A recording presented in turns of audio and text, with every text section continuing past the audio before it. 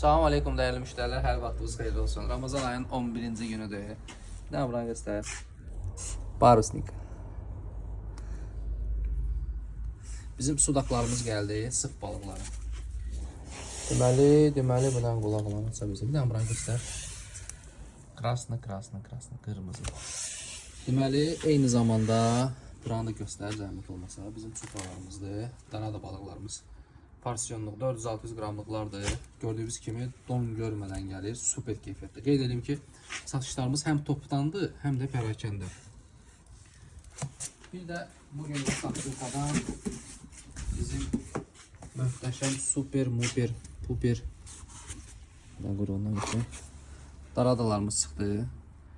Super keyfiyyətli. Eyni zamanda da levreklərimiz. Buyurub sifarişlərinizi verə bilərsiniz. Alın, yeyin. Hamınıza xoş olsun.